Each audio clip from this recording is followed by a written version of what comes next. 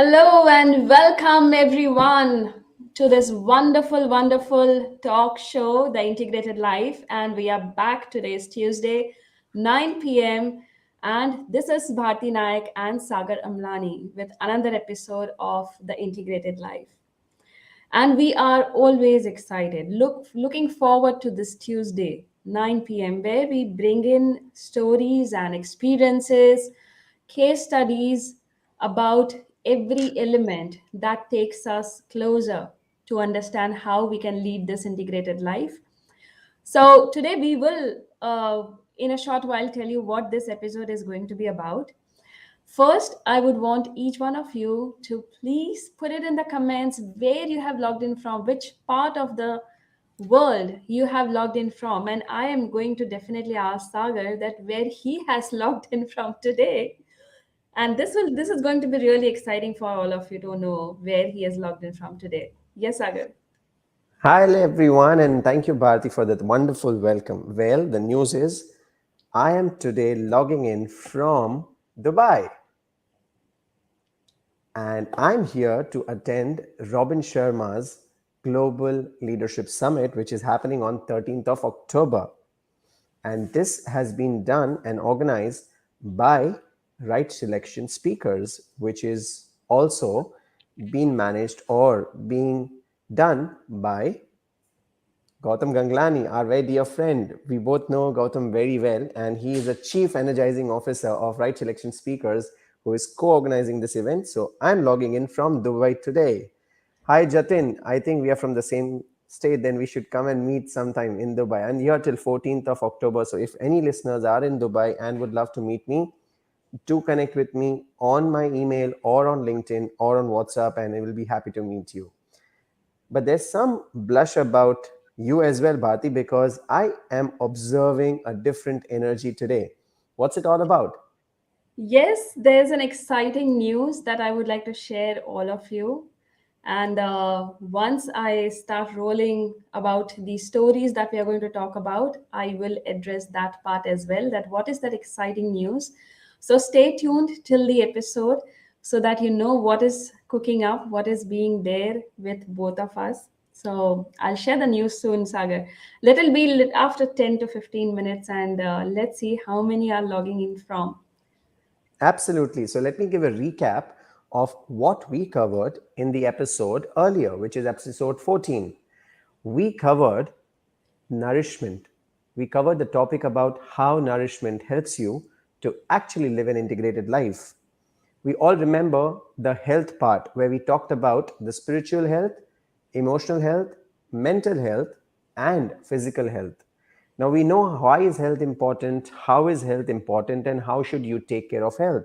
And that how brought us to the point of what kind of nourishment should we provide to ourselves, not only for the physical nourishment, but also for mental, spiritual, and emotional health.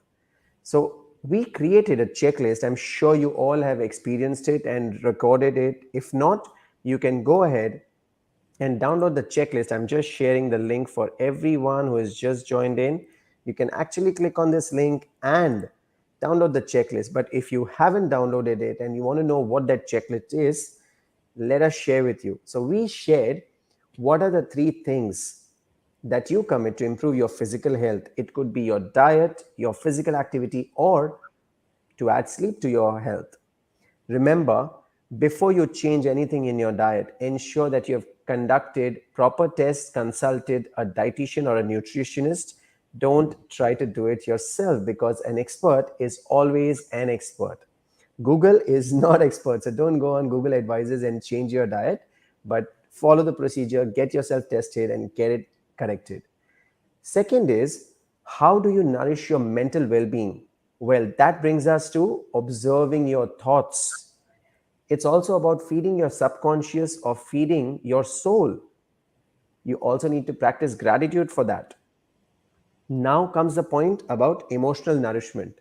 Now, emotional nourishment comes when you experience things. You experience song, you experience music, you go on trekking, you experience it with your friends, you increase your social activity. Sometimes it's also about feeling appreciated and sharing the appreciation with others. But spiritual nourishment, which is the must for every one of us, gives us the strength to live the integrated life. Well, that comes from knowing how you breathe, what you breathe, where you breathe, how much you breathe. It's about meditation, it's about doing yoga, it's about connecting with your inner self. Remember, spirituality is not about which religion and what religion you belong to, but it belongs to you connecting with your inner soul, with your inner self, and finding the purpose that you are destined for. All you need to do is observe your breath, observe yourself, have a me time, meditate, sit in a quiet spot, be with yourself. That is very, very simple, and it cannot be as simple than that. Yes, Bharti. So, what are we covering today? And that was such an amazing summary of what we did in the last episode. So, today's episode is going to be again a very important element that will help us to live an integrated life. And I would like to share a story. More than a story, it's a real situation. And the situation goes like this. I was having a meeting with my team members. I'm talking about 2018. And all the team members, me and the another partner, we all were having, and we were discussing about our monthly target so that we can focus on that and we start working towards that. So, just as we discussed, I shared a number that this is what the number we are going to focus this time. And the moment we shared that part, what happened was, you're there, Sagar? Yes, yes, I'm very much there, but the camera has got into some setting. Okay, I'm back. Okay. So what happened was I shared a number, and immediately I observed that one of my BD team member, business development member, she she made a very different expression, and the one of the nostril just swelled and then came back. I saw that change in her physiology. I saw that change in her expression. And I stopped the meeting and I asked, Shweta, do you have something to share? She said, no, no, ma'am, I don't have anything to share. I said, look, this is just a discussion. We have not freezed the number. So you can share whatever your concern is or whatever you want to share, whatever comes to your mind. So she said, no, I was just thinking that how are we going to achieve this number because this seems to be unrealistic. I said, okay. So what seems to be realistic for you? Just share that. And she shared a number which was little lesser than what the number I had shared with them. Similarly, I checked with each of the team member and they shared that yes, this is the realistic number that we all think that this will work absolutely fine. So after the discussion, we froze on that number. And I said, okay, now that you guys have given me the number, the onus lies to you. Let's chase this number and get rolling. End of the month, when we reviewed the numbers again, we had exceeded the number that they had given. And then I was sitting with my partner thinking and sharing this, that what if I would have not stopped her and asked her what is going in her mind? What if I would have not observed that small tiny change in her expression and would have stopped my meeting there and there? What if I would have not shown that concern or not shown that kind of openness to listen to my team members' thoughts or concerns on that particular day? Probably the number would have been unrealistic. I would have pressurized them throughout the month to chase the number. They had given up on day one that this is an unrealistic number, so they will not chase it. So, because there's a denial, not acceptance of the target number, they would have not put in that efforts to reach the target or exceed it even, and that would have been disaster. And of course, then after you start playing blame games and everything happens, and we start going backwards to understand what could have done better, how would have done this, but eventually we would have lost the time. So taking this story, taking this real situation forward, how important it is for us to observe, how important it is for us to notice the minor tiny changes that happens in somebody's behavior, in somebody's language, in somebody's physiology. And this observation is like an information that feeds us to understand that what is happening surrounding us, how we can take our business forward.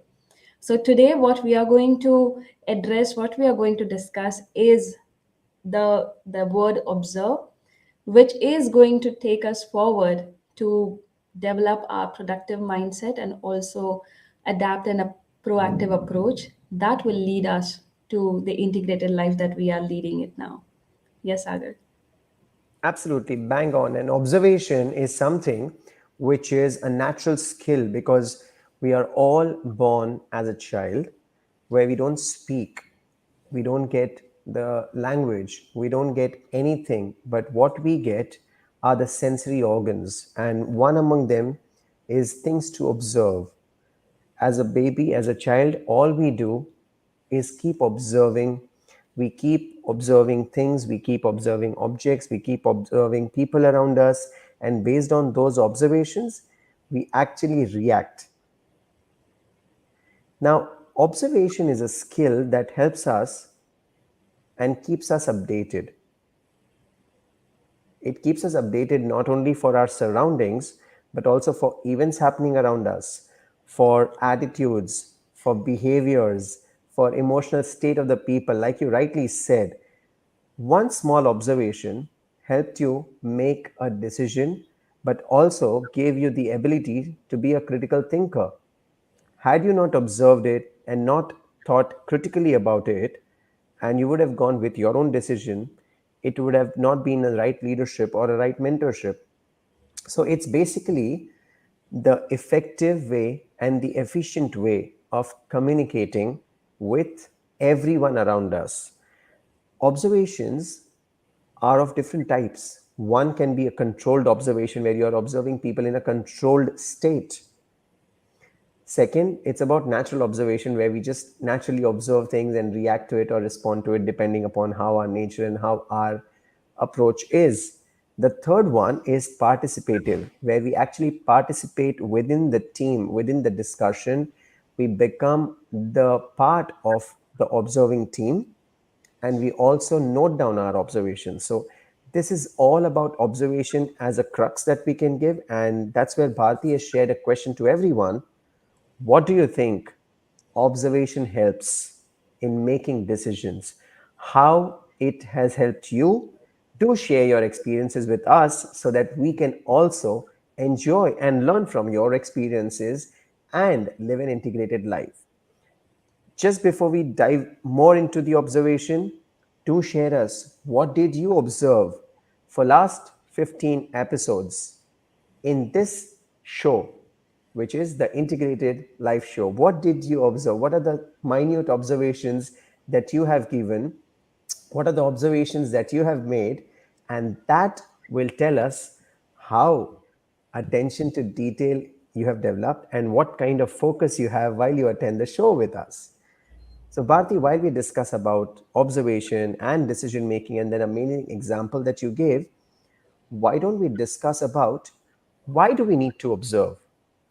Because we all understand observation is a natural skill. We all understand that observation helps us in taking more decisions. But let's understand we need to observe because it helps us to create a right perspective. It helps us to create the right positive outcome. And overall, it improves productivity. Like in your example, if I take the example straight away, because of your observation, you were able to make the decision which was a win-win for the team, resulting into higher numbers, higher achievement, because you let them decide what they wanted to do.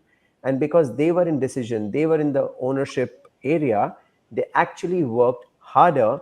They had the momentum, they had their positivity, they had their energy, and they felt as if they made the decision, resulting you get a better output, the productivity increased. What else you need as a leader when you're actually leading a team? So why should we observe?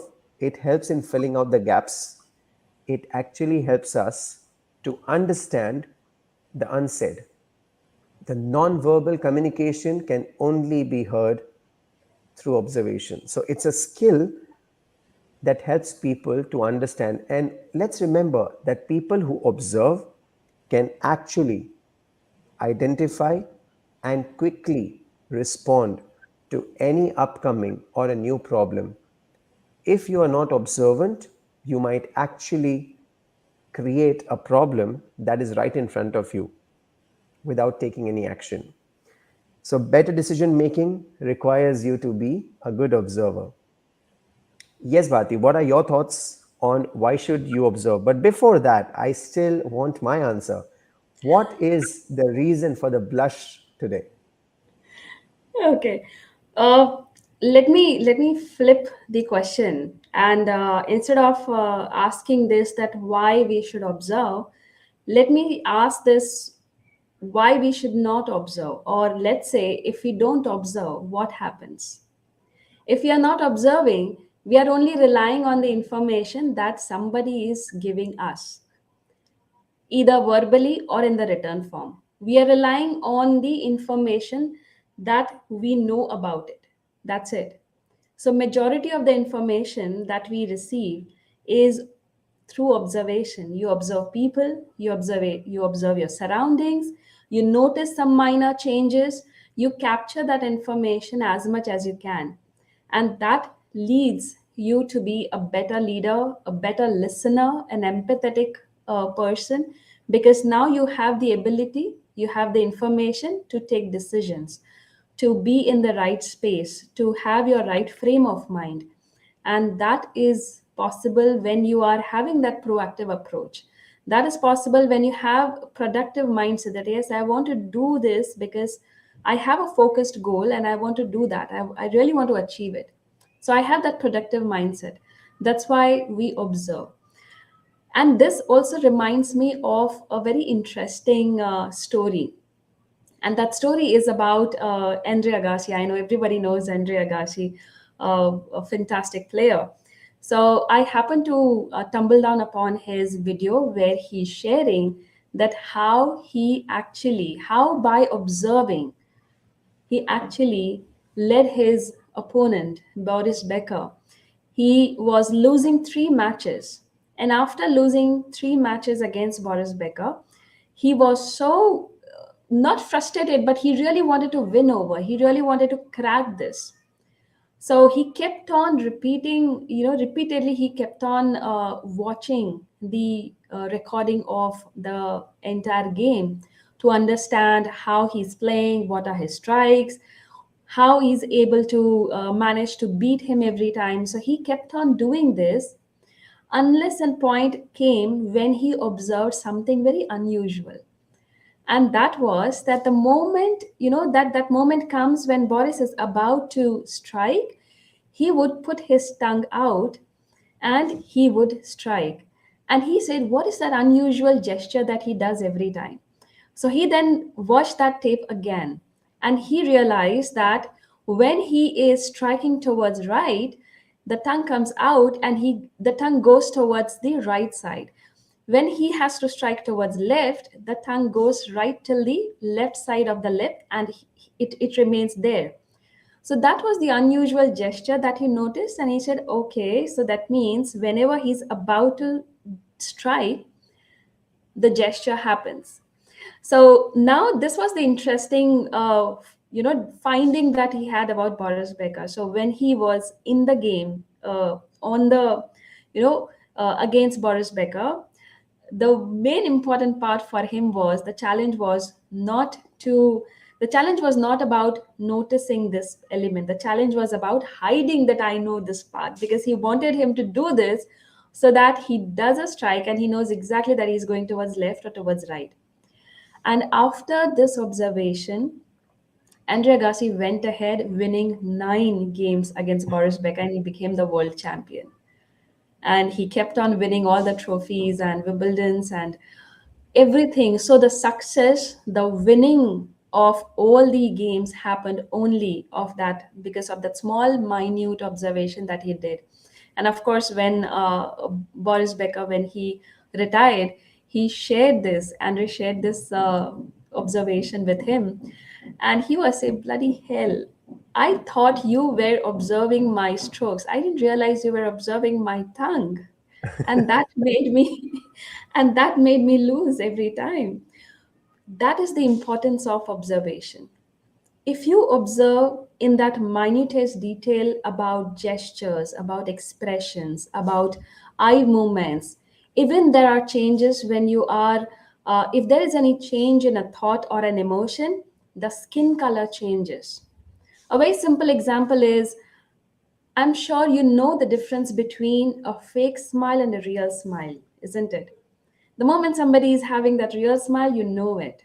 And the moment somebody gives you a fake smile, you know that as well. What is it that your brain captures as an observation, and your brain makes a decision that, aha, this is a real smile, comes from the heart. And this is a smile that's a fake smile, I know it.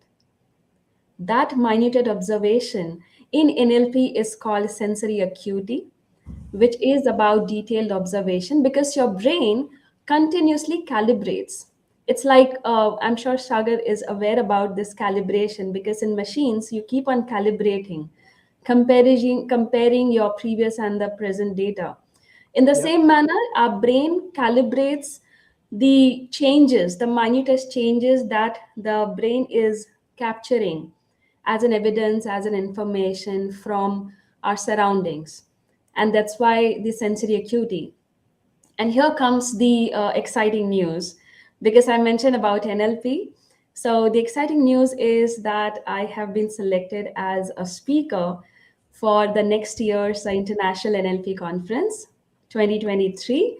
So, I'm very excited and looking forward to speaking and sharing my thoughts, my experiences on proactivity pathways. That's the topic that I'll be sharing at the conference.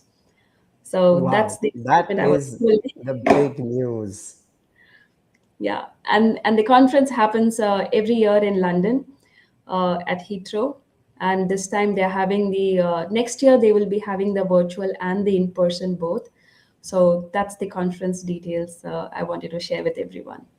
Absolutely. The smile spoke something unusual and the blush spoke about it. But then it's always better to ask and know what is a secret. So, congratulations. And that calls for a celebration. Absolutely. Yes. So, the cake alchemist will have to celebrate it with us very soon. Yes, definitely, definitely, and Absolutely. that will go without having. That will go with all the desserts that we can have. So then the integrated life will have celebration very soon, and you all can join us for that celebration episode. We will definitely announce one very soon in the upcoming episodes. But let's talk about observation, like Bharti rightly said about winning the game.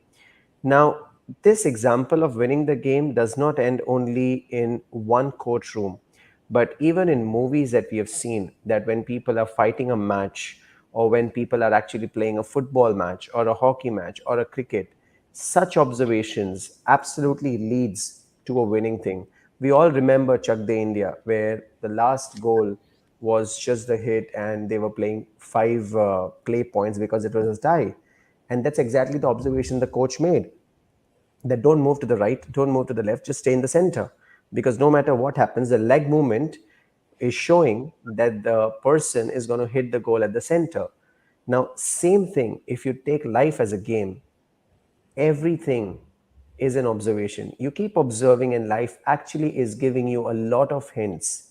You need to start observing, absorbing those hints, and calculating and calibrating with your mind to actually understand what is going to happen next. Because the day you start observing, you start having attention to detail, it will actually start helping you. But the point here is, after knowing everything, why aren't we able to do that? Or what kind of thing is required so that we improve our observation? And that is the question I'm sure many people would have in their mind, because everyone knows observation is the key to success. Observation is very vital. Observation is essential to understand non-verbal communications. But then what is it? What is observation in all real true sense? Well, it's actually a very scientific approach. It's a universal method used by everyone. We start observing right from birth. The moment we open our eyes, we actually start observing. Animals observe.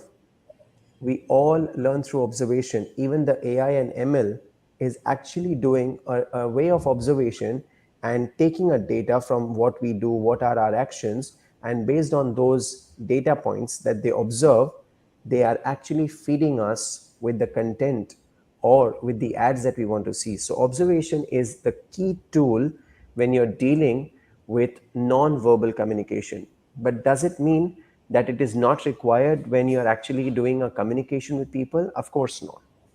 Like Bharti said, people can be saying yes to you, but their expressions will be different.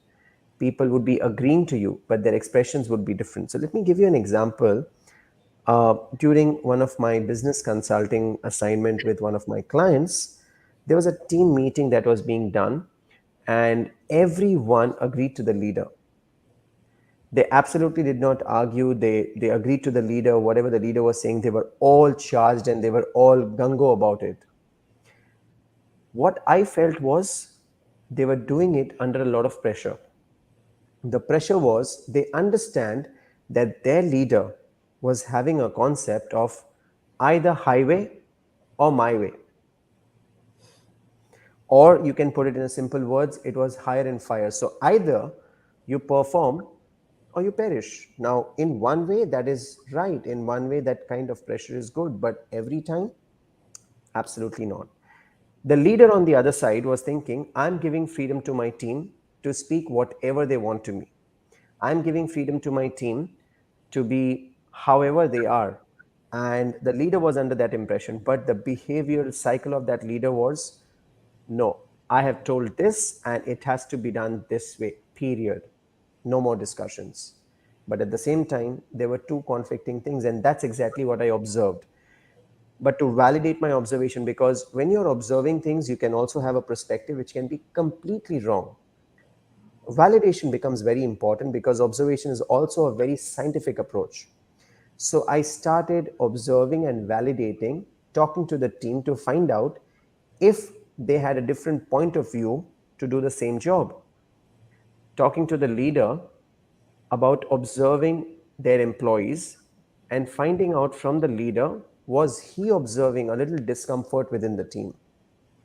After a lot of delegation, talking and coaching and mentoring people and also doing my validation, I put it across to the leader. The leader understood the concept. He started observing and changing his way of approach. And today, the team is extremely performing well. Employee retainership has increased drastically in the company. And everyone is now actually speaking up freely within the meeting. They're not having a fear. And their productivity has actually increased drastically. Now, that was a very simple observation, but as I said, it's a scientific approach. It needs to be validated. And sometimes when you're having a verbal communication, observation is very, very evident because you're having a communication, you're seeing the people, you're observing it. But you also have to have the participative type of communication or observation, which is mainly non-verbal. See the actions of your team, see the behavior pattern of your team, observe their inclination, observe their intention, observe what they are trying to say, observe how they are behaving with each other. And those subtle non-verbal communications actually can help you bring a lot of change. And that is very, very important. After having said all that, I would just conclude with one line from my side before I put the ball in Bharti's court. Observation does not need permission from the other person, because observation is within you. You can sit anywhere in the corner and keep observing. You can be in the train and observe the people around you. You can be in the airport and observe how people behave. You can be in the family and observe how everyone is doing, or you can be there in the office and keep observing. So, the beauty of observation as a technique or as a method is it does not require willingness of the person to report to you that they are unhappy. You can observe and check it out. You can observe and feel their emotions. So remember, observation is a very natural phenomenon, and you have the skill since the day you were born. But are you using the skill in the right way? Is my question. Over to you, Bharti.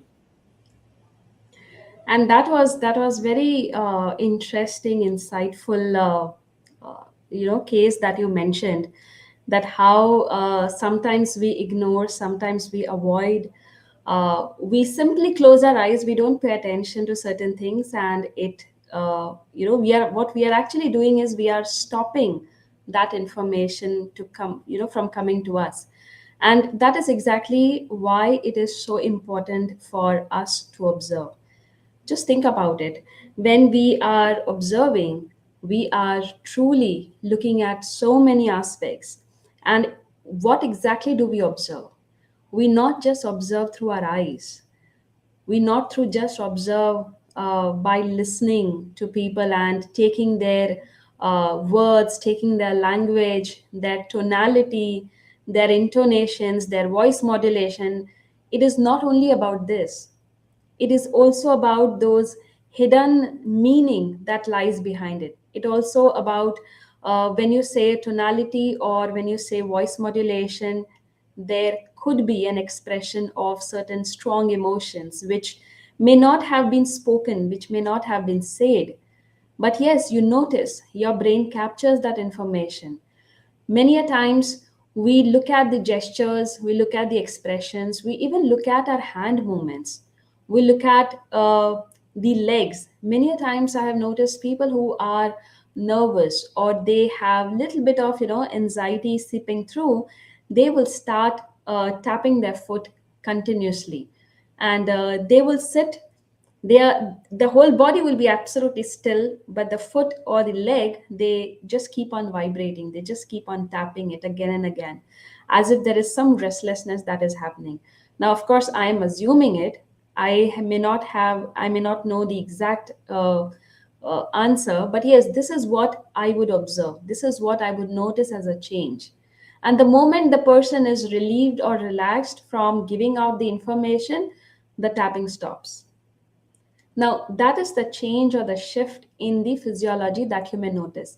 Similarly, when I go for the business meetings, when I meet the heads of the department or sometimes the CEOs or the MDs of the companies, they have a very different kind of physiology. And when they have that kind of physiology, you you just notice, you observe, and you put that information as a record that okay, I noticed this in the physiology. The moment you start sharing your solutions, the moment you start giving out that this is the problem that you have, this is the need that you have, here is the solution that I can give, and you wait for the physiology to change, you wait for the gestures to change, and the moment there's a change, you can calibrate and say okay, here's the change, and there's a smile or the eyes widened up, and that's the observation, that's the information that your brain captures and say okay, this is an indication that they are, or the CEO or the MD is taking interest. They might come forward and say okay, tell me more about your solution. Some of the observations really help us to lead the conversation, help us to lead a team. If we don't pay attention, if we ignore that information, we may not understand it now, but later it can have some serious impacts.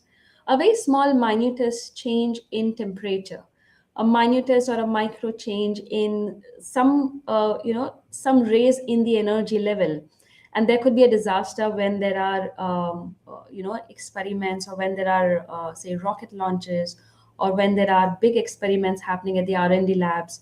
There could be some major disasters if that minute little observation is missed out. And that again is such an important element. So, coming back to what we observe is what we are willing to take that information. So, when you are using your observation skills, think about number one, the focused goal that you have it in mind, that will give you the sense of fulfillment, that gives you that happiness, the joy that you want, and it gives you that complete gratitude in you. And that is actually the whole aspect of the integrated life. So think about that focused goal that you have it in mind. Now, when you are thinking about the focused goal, you also want to achieve that focused goal. Hence, you need to have that productive mindset, that bent of mind that will lead you to achieve that goal. So you need to be productive, thinking about it, that how will I achieve this? And when you are having that productive mindset, what is the approach you are using? Are you taking that information beforehand, or are you missing out that information by just ignoring, not observing in detail, and then reacting to the situation? So, do you have that proactive approach in yourself that will help you to capture the information before you are subjected to the environment and then you are reacting to it? So have that kind of approach in mind and select, uh, look at what is it that you want to observe, what is it that you want to notice in your team, in your surroundings, in your home. And there are very quick and easy ways that we have shared in the checklist, Saga, yeah, that will actually help Absolutely. you, that will help you to observe more. And those are some interesting, I'm not going to share much, maybe you want to share. Oh yes. So we have that. And this time in the checklist there are some couple of interesting things that we have shared it in the checklist. I just share one, all right? Not the whole one, okay? There's a game in the checklist, all right? And you can play that game with your family, with your friends. Very interesting game. And when we actually played that game and then we put it in the checklist and we said, this is going to be really amazing. That will help you to raise your observation. And you will understand that observation is not only through your eyes, observation is not only by listening or using your auditory skills, it is also about your smell, your taste, and your touch, your feel. How do you feel about it? Bang That's what on. observation is. So I would urge you, rather I would say, I would demand you, I would insist you go to this website, which is World Wide Web, the integratedlife.co.in/observe. Download that PDF right away and play the game with your family. You are going to have an amazing time. You will definitely write us by saying that was an interesting game that you played with family. And it has not only, it's not just a fun element, but it is actually helping you to raise your observation skills. So it's going to be really interesting. So go to this link and download the PDF right away. Yes, Agar. Absolutely. And that game actually is very, very interesting with the season that's coming up. That's Diwali. So the game is absolutely brilliant when you are actually meeting the family, and it is apt for the season. But Bharti, you recently just mentioned that observing actually leads to happiness. While you were Yes. speaking that, I actually experienced it. Uh-huh. Okay, so I'm actually drinking a glass of water as I'm doing a session, and while drinking, I actually finished the glass of water. And I'm here at my sister's house in Dubai. She was so observant as a host, or as a sister, or as a caring sister. She actually quietly stepped down here, literally like cat, filled up the glass and went away. Now, isn't that a Oh. skill of a very good observer? Now, what happened is it actually made me very happy that wow, even that minute observation is being done. Now that shows the love, the care that you have. So thank you, Kinari, for that. And that is how observation actually can make life better for people around you. So observation is not only something that you do in your office, but actually you can keep observing, add value to people around you, add value to the people around you. So again, one more question to everyone who is listening this episode. Have you observed few things in your home that are being maintained every day? That could be a clean house, or a clean bed, or a water when you come into the house, or something that you're being offered as a regular thing. Have you observed it? If not, start observing today when you visit your house. What did you observe about your kids, your spouse, your parents? Observe them. And if they are something good, to be appreciated. You know the episode of gratitude that we have done. So follow that episode, thank them with the bottom of your heart, with a genuine feedback, because when you do that, it actually creates a sense of fulfillment, not only to you, but to the other person as well. And what does it bring? It actually brings smile and actually adds a little life to yourself and to other people around you. So observing such little things makes a big impact on people around you. But there are limitations also in observation, right? Not everything is good about observation. Sometimes people may have different perspective built based on their understanding, and they can observe something, but it could be a different thing. We all remember a very viral video or a story that went around, that the maid or the woman in the house saw blood as she entered in the house. She thought that the cat has done something or the dog has done something, and it actually beat the animal out of anger, resulting the death of the animal. But the root cause or the reality was the animal had actually killed the snake which came into the house, and that was the blood that was spilled over the floor. So sometimes observation can actually be deceiving based on your perspective of what you're observing. Reliability of observation again cannot be very high, is because while you observe, you also need to validate that yes, I observed this, it is actually this or not. Validated. Why it cannot be reliable or accurate is because observation is very, very subjective. It's not objective. It's a very, very subjective thing. At the same time, if you as a mentor, if you as a coach, or if you as a consultant, or if you as an expert are being invited to observe and then provide solutions, it's an expensive affair, because a person actually is not doing anything. He's just sitting and observing.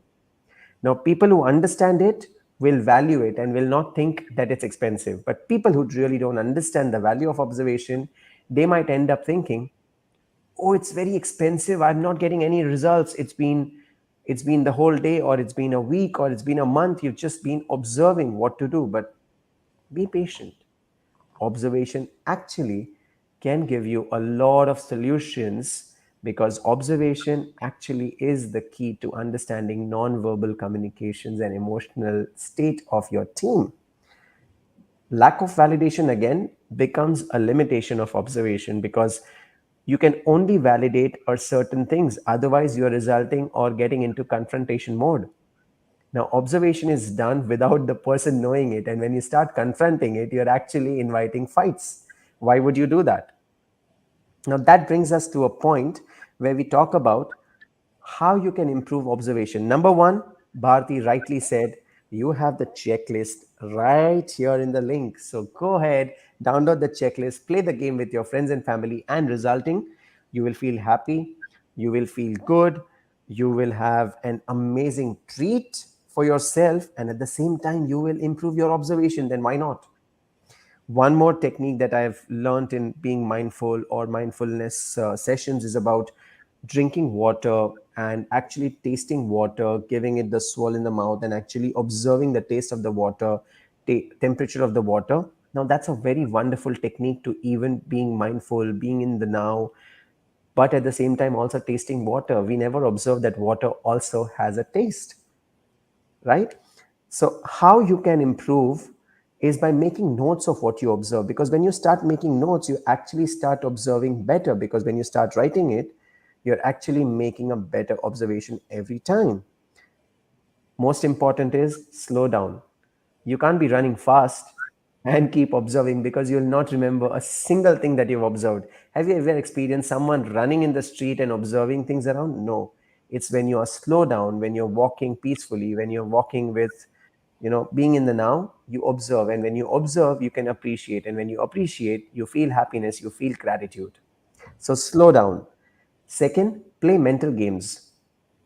You can play mental games where it improves your observation. So you can play mental games about with the family, that what are the things of red color in the house, what are the things of blue color in the house, what are the things that are soft in the house, so on and so forth.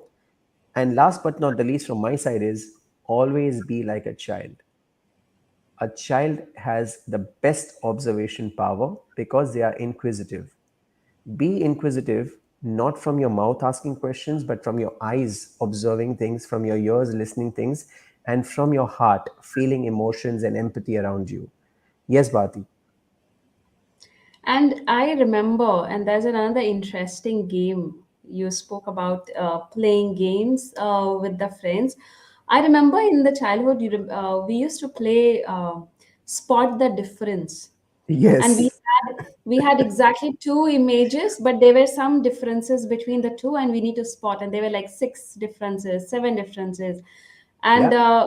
initially we would not able to capture what the difference is, but as we started tuning our brain, we started spotting the difference, if you remember how we used to play. Oh, it So was a Sunday treat every time. yes, exactly. And what I remember is, for first two, three, or maybe four differences, it became easier because once we started spotting the first one, we would immediately say, "Oh, there's the second one. Oh, there's a third one," and then we will start spotting the fourth and the fifth. The last two the last two differences would have been hell difficult because Yeah. somewhere they might be hiding in that picture, The and maze. it yes, and that would go unnoticed. And I think that is exactly how the life is, because when you are almost about to complete a project, there is some unusual challenge that comes in, and that is when you need to again retune or refine your observation and say, okay, my brain has been tuned to look at in the similar fashion, now let me change the way I look at, Bang and on. let me notice another observation, and then you find the sixth and the seventh one. So if you have played that game in your childhood, or maybe even today, spot the difference between the images, you know exactly what we are talking about in the episode. How minute detail, how I would say minutest level of observation we can do, and we can improve our observation. Many a times you will have noticed that when people are talking to the phone, they close their eyes and they listen. The reason why they close their eyes, because they are closing one sense through which they are capturing the information, so that their entire focus shifts to the listening, Yeah. whatever they want to hear. And that's the observation that they make. They observe the tonality, they observe voice modulation, they observe the pause in between the words, they also observe what keywords that the person is using, so that the more information they can capture during that call, it is better for them to take a decision or take any action. And that's why they close their eyes to put the entire focus on the listening, so that they capture information. So these are some of the ways that you can increase your observation. And of course, Saga did mention about the taste, the smell, the touch. You can play games and play games with your family by saying spot something which is red in color, search in the entire house, whatever red, just come and put it on the table. So everybody will go and search for something that is red and they'll come out. Now, what you're doing is you're actually pushing their brain to only notice what is red and get that object, put it on the table. And then the second time, you don't ask for yellow, you don't ask for blue, because now the brain is very much wired to get the response. Okay, now there would be another color. You change the pattern and you say, okay, now go and get the shape, the circle or the square or the Yeah. rectangle, whatever object that you find. So every time you are breaking the pattern, you are increasing the level of observation for them. True. And that's the game that you can play. So some very easy ways that you can increase your observations, and of course all these are one of the elements that are integrated with each other, so that you can lead that integrated life. We are doing all these things only and only because the integrated life is in the center. And I would say the three flowers that blossom from this is your sense of fulfillment, your happiness, and the gratitude. We are doing this because we want this flower to blossom. And that's why the integrated life is in the center. We are not juggling here to balance our work and our life. We are here to integrate these elements so that they all connect with each other, talk to each other, and help us to grow and lead the integrated life. And that's why the episode is about this. Yes, Saga, over to you. So, thank you very much. As Bharti rightly said, work life balance is a myth. You become a juggler, and even Shabir is pointing out that while you actually go for work life balance, it's an ongoing process, it's a never ending process. So, why go for something which is an ongoing journey every time where you're actually struggling?